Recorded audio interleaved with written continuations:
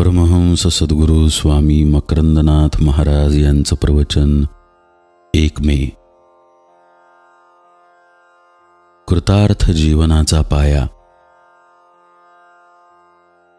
जीवनात धर्म, अर्थ, काम व मोक्ष हे चारही पुरुषार्थ साधता येतात आणि त्यामध्येच नरदेहाचे सार्थक आहे असे सर्व शास्त्रे व संत सांगत असतात.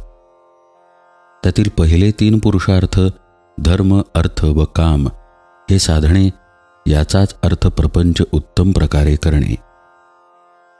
उत्तम म्हणजे आपल्या शक्तिबुद्धीनुसार धर्म्य व कर्तव्यात्मक आचरण राखणे. असे आचरण करत असताना त्याविषयी अलिप्त बुद्धी राखून देह मन बुद्धी यांच्या पलीकडील स्वरूपाशी एकरूपता साधणे, या स्थितीलाच मोक्ष म्हणजे चौथा पुरुषार्थ असे म्हणतात. ही अलिप्तता कशी साधायची? विषयांच्या ठिकाणी काही प्रमाणात तरी वैराग्य प्राप्त झाल्याशिवाय अलिप्तता साधता येत नाही.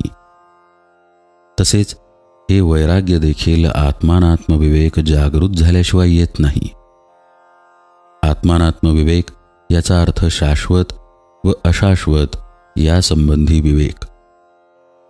शाश्वताची म्हणजे आत्मतत्वाची निवड व अशाश्वताचा म्हणजे संसाराचा मनतः त्याग.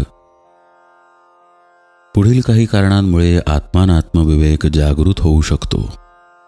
पूर्वपुण्याईने, महद्भाग्याने एखाद्या थोर सत्पुरुषाची संगती लाभते, एखादे संतचरित्र वाचनामध्ये येते किंवा आळंदी, सज्जनगड, पंढरीसारख्या एखाद्या तीर्थस्थानी गेल्यावर जीवनाची सार्थकता आत्मप्राप्तीमध्ये आहे हे लक्षात येते.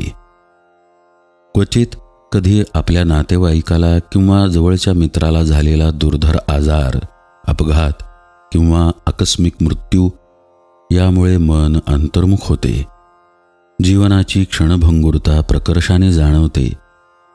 किंवा क्वचित आपल्या हातून घडलेल्या एखाद्या दुष्कृत्याविषयी पश्चात्तापाची भावना आणि यातून कसे बाहेर पडावे अशी तळमळ निर्माण होऊन परमेश्वर दयेने काही मार्ग सापडतो. शाश्वत सत्य काय आहे? मी कोण आहे?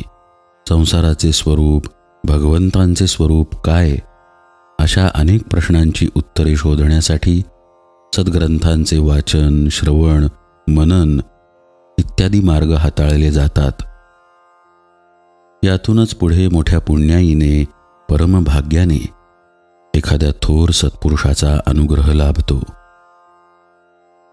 आपल्यामध्ये ते आत्मानात्मविवेक जागृत करतात, प्रपंच परमार्थ रूप करायला शिकवतात. या विवेकामुळेच हळूहळू वैराग्याची भावना दृढ होऊ लागते. सद्गुरूंनी सांगितलेली साधना करत असताना विवेक व वैराग्य या दोन्ही गोष्टी फार महत्त्वाच्या आहेत. अंतःकरणात काहीसे वैराग्य आल्याखेरीज साधना शक्य होत नाही. आपल्या जीवनाचे मुख्य ध्येय आत्मदर्शन हेच आहे हे निश्चित करून देह, मन, बुद्धीला आवश्यक एवढ्याच विषयांचे हरिस्मरणपूर्वक सेवन म्हणजे वैराग्य. योगसूत्रकारांनी 2 प्रकारचे वैराग्य सांगितले आहे: वशीकार संज्ञक आणि परवैराग्य. वशीकार संज्ञक वैराग्य याचा अर्थ पाहिलेल्या, ऐकलेल्या, प्रत्यक्ष अनुभवलेल्या अशा सर्व विषयांसंबंधी अत्यंत वितृष्णा. मन साधनेमध्ये रमायला लागली की विषयांविषयी अनिच्छा निर्माण होते. असे वैराग्य बराच काळ अंगी बाणल्यानंतर परवैराग्य प्राप्त होते. याचा अर्थ चित्तापासून त्यामध्ये जे विषय आहेत त्या विषयांपासून मी चेतन पुरुष अत्यंत निराळा आहे, सच्चिदानंद स्वरूप आहे, हा बोध दृढ होतो. सद्गुरूंनी सांगितलेली साधना कित्येक काळ सातत्याने करीत राहिल्यानंतर परवैराग्य प्राप्त होते. दीर्घकाल तपस्येनंतरच कोणा एखाद्याला हे शक्य होते. अशा प्रकारे विवेक व वैराग्य यासहित ध्यान नामादी साधनेत वर्षानुवर्षे रमून राहिल्यानंतर धर्म अर्थ काम व मोक्ष हे चारही पुरुषार्थ साध्य होतात. त्यामुळे जीवन धन्य कृतार्थ होते. परमहंस सद्गुरु स्वामी माधवनाथ महाराज की जय. सब संतन की जय. जय जय रघुवीर समर्थ.